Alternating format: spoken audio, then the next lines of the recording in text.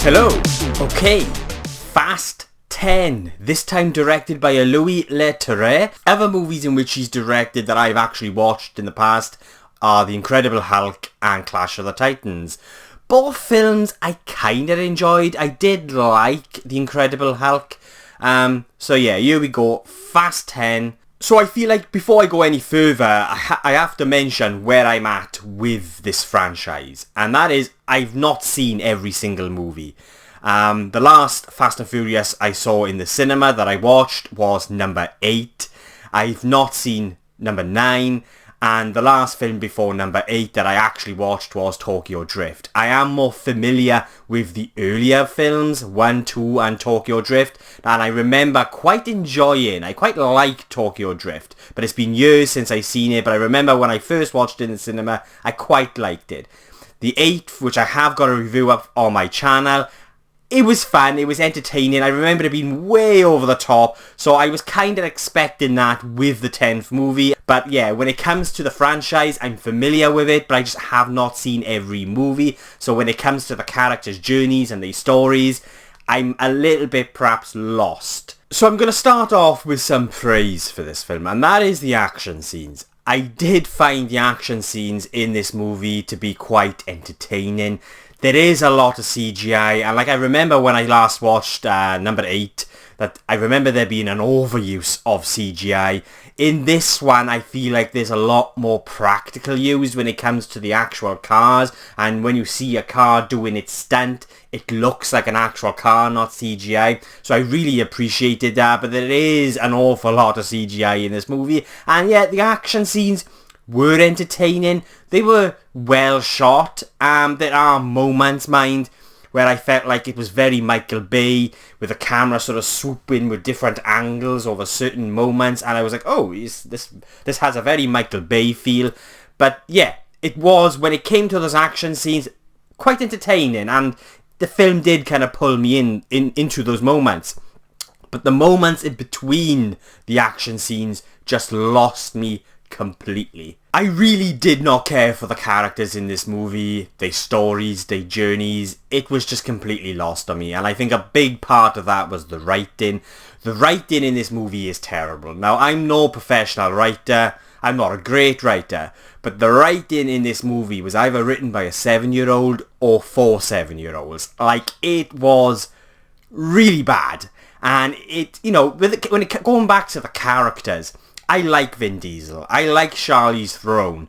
And it was great to see them, because they're okay. I feel like they're doing an okay job, and I like what they are doing with the characters through their performance. But when it comes to the writing, I just really could not get invested into their characters' stories and their journeys. So it's like I like the actors, but there was just nothing there. There was no sort of soul. There was no kind of nothing to really get me invested into this story. And so you've got all these moments with these characters in between the very fun, entertaining action scenes, and it completely just lost me. In fact, it's after the Rome scene that I just checked out, to be honest with you. And it wasn't until we would get the next big action scene, it pulled me back into the movie, because it was entertaining.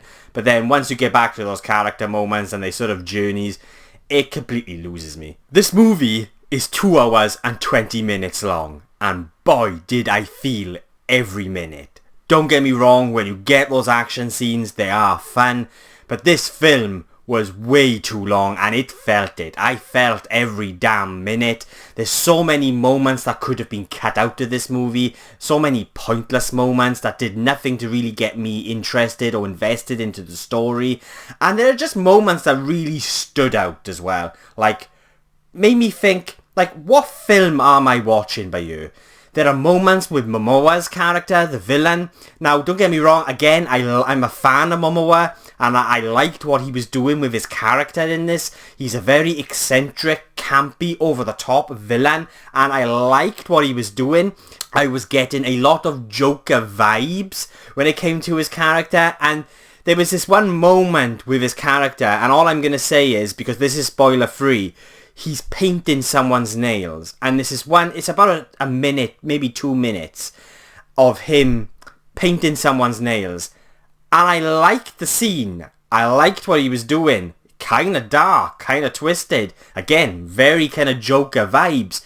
But just did not fit into this movie. For me, it just stood out. It felt very random. And it was like, yeah, what movie am I actually watching here? Tonally, the movie's a mess. It's overstaffed, and it has this kind of cartoonish feel about it when it comes to just the story and sort of the characters' journeys and their motivations. It just had this kind of cartoonish vibe about it, and a lot of it I think stems from the writing. Like the writing is so poor in this film. Like it literally made me go, I had to turn my head from the screen and just go, oh my, this is bad. And there are moments like, oh, I guess we go into Rome now. And it's like, who wrote this film? It just lacked any kind of substance, soul. It just had this very kind of cartoonish, empty vibe to it. And I also like a bit of cheese. Like, I don't mind a bit of cheesiness, okay? But there's a certain level, and this movie fucking blows it when it comes to cheesiness. Like, this film in moments is so damn cheesy, I just almost melted into a blob of cheese. Do you know what I mean? It was just like, it was like a nuclear bomb of cheese going off. That's how cheesy this fucking film was. Now, don't get me wrong, like a lot of other people, I don't always want this sort of deep, movie with deep themes that's very serious. There are times where I just want to turn my brain off for 2 hours and be entertained. But you've still got to have characters that you care for. So writing that kind of allows you to connect to these characters and makes them feel human. All the characters in this movie just felt like 2D cardboard cutouts. And so I don't want to sound like someone who has to have these deep themes and very emotional experiences. No, like a lot of other people, I do want that experience sometimes where I can just turn my brain off and, have over-the-top action and entertainment. But this movie has no character whatsoever, so I can't really connect to it on sort of a human level. It was just so empty. I think there's elements of the story there that would allow that, but it just doesn't come together. It was such a messy, empty experience. And when it comes to these characters, and one of the reasons why I mentioned at the beginning of my review of, how many of these movies I've actually watched, I understand that a lot of these characters, they are sort of relationships and journeys have already been established in previous movies, and I've not watched every Fast and Furious film. I understand that. But as an outsider coming in really, into this sort of the later part of this franchise, the character in this movie, there was no character for me to just even sort of jump on board. And, the running theme that I've gotten from these films is family. It's all about family, and it is there. But for me, these movies, coming from, I'm familiar with the first few films, number 1, 2, Tokyo Drift.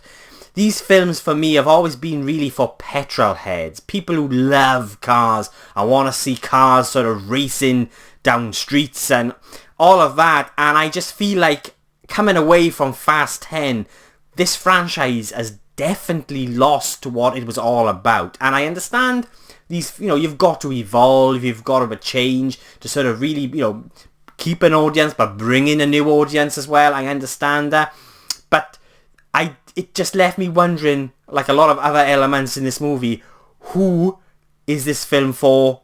And why? It just had that kind of like, who is this film for? Because, yes, it's got cars, it's got speed, it's fast, but it's like, it's not what I remember these films being. It has a lot of nonsensical stuff in it. Just pointless stuff. Like there's this one scene in a secret agency bunker with lasers. And I was like, first of all, it sort of took me back to Die Another Day. And I'm like, this film is just bonkers. Yes, it's self-aware, but it's like, what is it? It kind of reminded me a little bit of another Universal movie, Jurassic World Dominion. Now, Jurassic World Dominion was one of my anticipated movies of last year because I'm a massive Jurassic Park fan.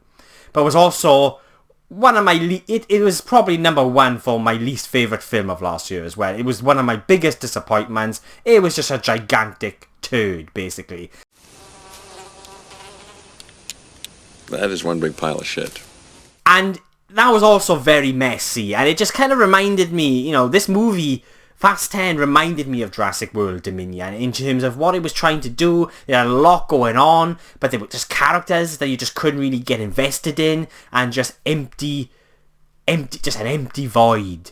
So yeah, they are my thoughts on Fast 10. You know, the action is entertaining. There are moments of entertainment in this film. It's wild at times, it's bonkers, it's over the top, but just sort of, ends up being, for me personally, a very kind of weightless, empty experience with characters I just couldn't care for. You know, there's this moment, like the third act, I really enjoyed the third act, and, you know, where you've got the car with Dominic, and you've got the helicopters, it's in the trailers, and it is fun, and I appreciated that you could see more practical effects being used.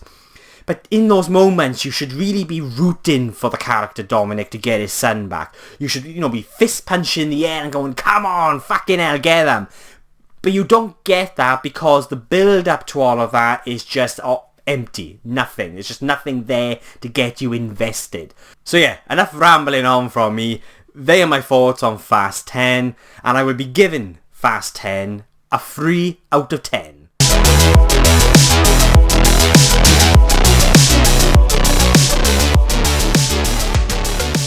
So yeah, they are my thoughts on Fast 10, but what did you guys think? Please let me know below. Did you agree or disagree with me? Let me know below and let's get a discussion going. And if you've made it this far into the video, thank you so much. I really do appreciate it. And if you want to see future reviews from a geek in Wales, just ramble on, then please hit the subscribe button. It will mean an awful lot to me. I also managed to catch an advanced screening of Sisu this week. It doesn't come out during the UK until the 26th of May, so if you want to check that out, please do, because it's a much better film than this, you know, whatever this Fast 10 was. So yeah, thanks again for watching. I really do appreciate it, and I'll be seeing you guys soon.